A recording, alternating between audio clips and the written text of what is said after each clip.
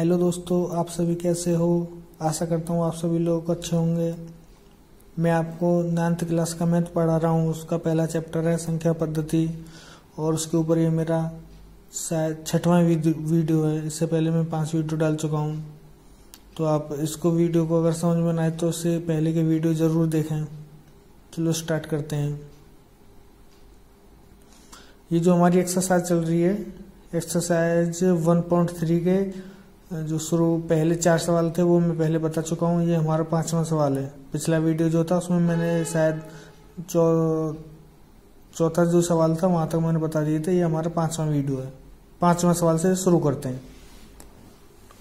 देखो इस सवाल में क्या कह रहा है। 1/17 के दशमलव प्रसार में अंकों के पुनरावृत्ति खंड में अंकों की अधिकतम संख्या हो सकती है। अपने उत्तर की जांच के लिए विभाजन की क्रिया कीजिए। मैंने आपको बताया था पिछले वीडियो में, जब हम किसी संख्या का किसी संख्या में भाग देते हैं और उसमें अगर जब भागफल एक बार में पूरा नहीं जाता है, कुछ संख्या बाद अगर संख्याओं की पुनरावृत्ति होती है, तो जो पुनरावृत्ति जो संख्याओं की हो रही है उन संख्याओं को हम गिने कितनी बार उसमें भाग गया, पुनरावृत्ति होने से पहले कितनी बार उसमें भाग गया।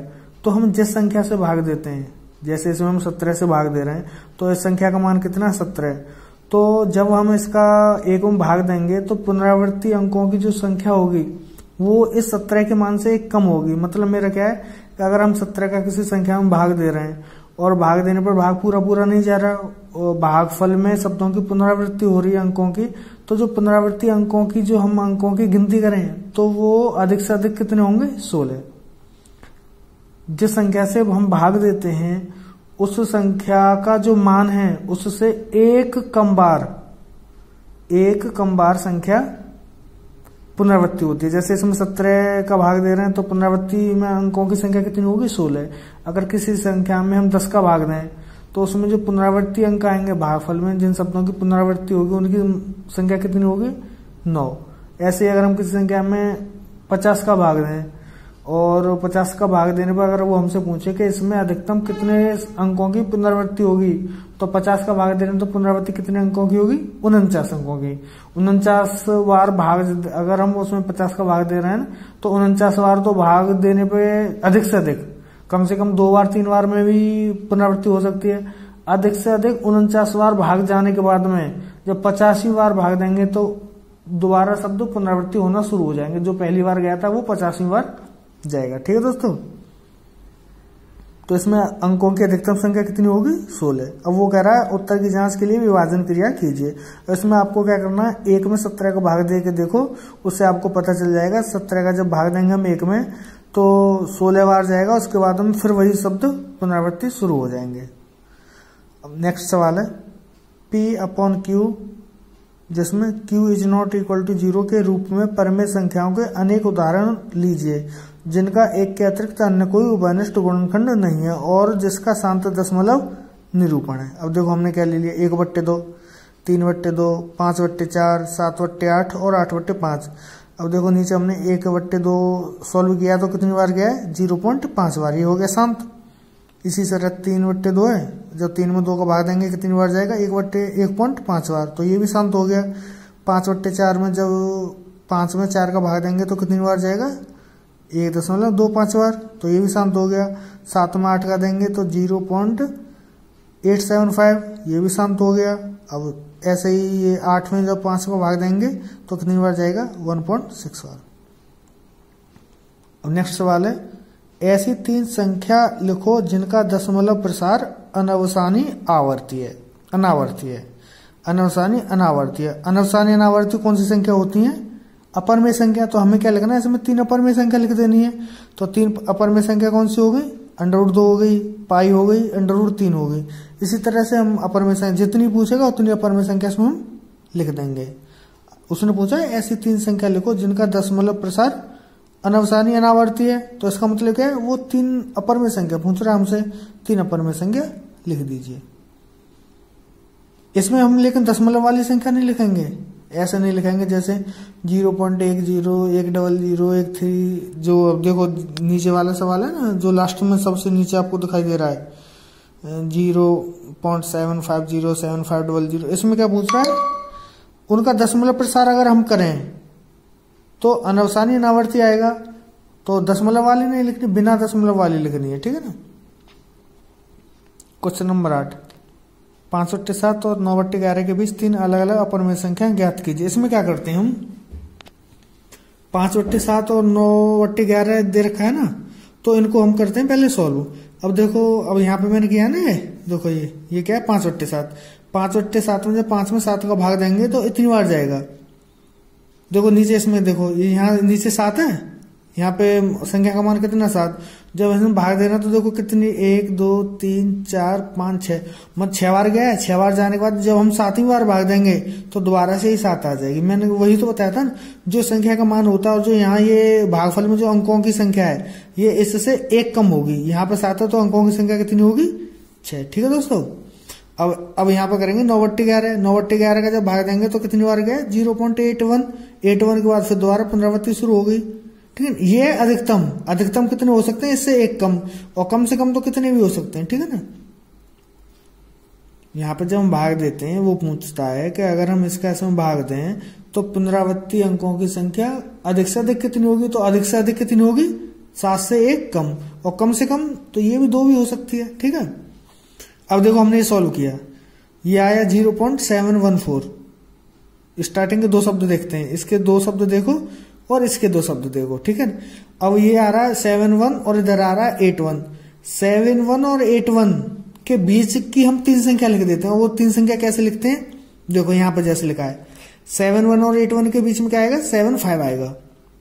71 और 81 के बीच में कितना आ रहा है 75 आ रहा है, तो 75 आ रहा है तो हमें लिखने का ऐसे तरीका लिख देते हैं 750, 7500, 75000, 7540, ऐसे करके लिख देते हैं। ये अपरिमेय संख्या, 2 संख्याओं के बीच अगर अपरिमेय संख्या पूछ रहा है, अगर जैसे यहाँ पे 2 संख्याओं के बीच में अपरिमेय संख्या पूछी है ना, तो ये चीज समझ लो इस बात को।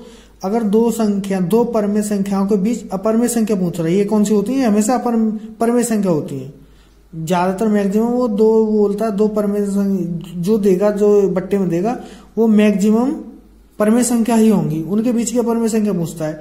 तो हम क्या करते हैं, पहले इन दोनों का भाग देके देख लेते हैं इनमें मान क्या है, तो फिर इनका देख लेते हैं शुरू के 2 शब्द कितने, इसका 71 है, इसका 81 है, तो इसके जो शुरू के 2 शब्द हैं उन 2 शब्दों को लिख लेंगे यहाँ, इनके बीच का 2 शब्द लिखेंगे। अब इनके बीच का 2 शब्द कितना हो गया, 72 भी हो गया, 73 भी हो गया, कुछ भी हो सकता है ना।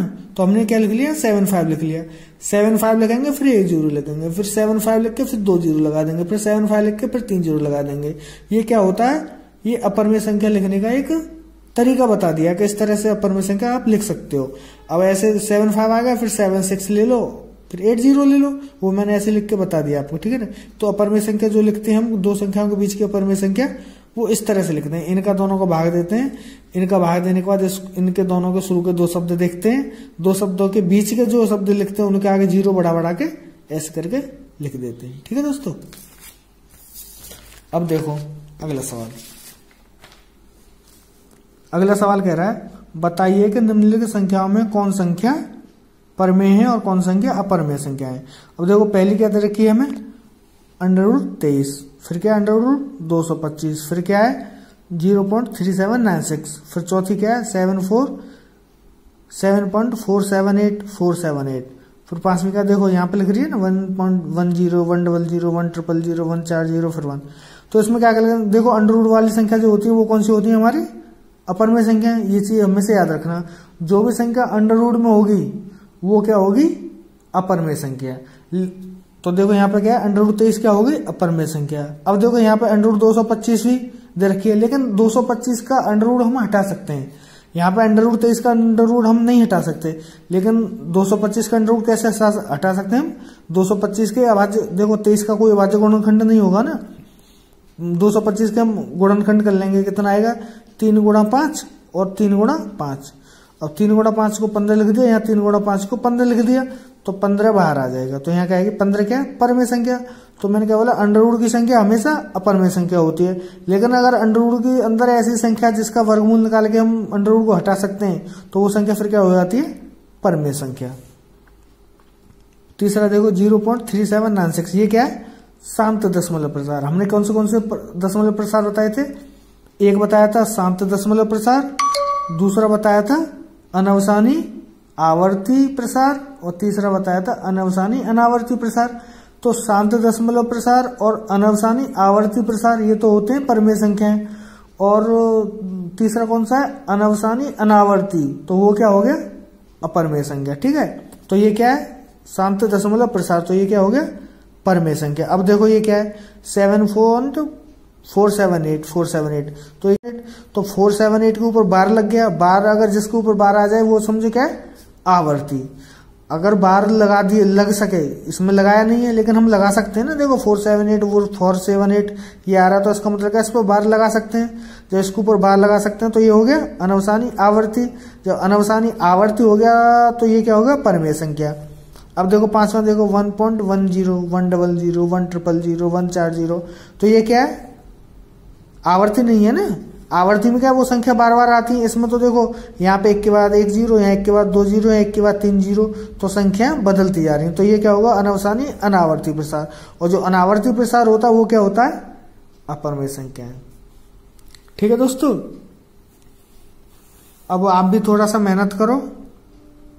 मैं आपको अपनी तरफ से बहुत कोशिश कर रहा हूँ अच्छे से समझाने की। फिर भी अगर किसी भी तरह का आपको कोई लगता है या जल्दी पढ़ा रहा हूँ या सवालों को और अच्छे से सॉल्व, पूरा एक एक पॉइंट को सॉल्व करके बताऊं, तो आप कमेंट बॉक्स में जरूर बताना। ठीक दोस्तों, मेरे इस वीडियो को आप लाइक, कमेंट, सब्सक्राइब तथा शेयर करें और इसका बेल आइकन प्रेस करें। बेल आइकन प्रेस करने से होता है कि मैं जो भी वीडियो डालूंगा आपका उसको नोटिफिकेशन मिल जाएगा। अधिक से अधिक अपने दोस्तों में मेरा वीडियो शेयर करें, तो उससे क्या होगा? और भी तुम्हारे जो भाई हैं उनको भी वीडियो मिलेगा, जिससे शायद उनको भी फायदा हो सके। उनको भी कोई चीज ऐसी होती है क्लास में या ट्यूशन में समझ में नहीं आती, तो शायद मेरा वीडियो देख के वो अपनी इस परेशानी को सॉल्व कर सके। जय हिंद दोस्तों, धन्यवाद।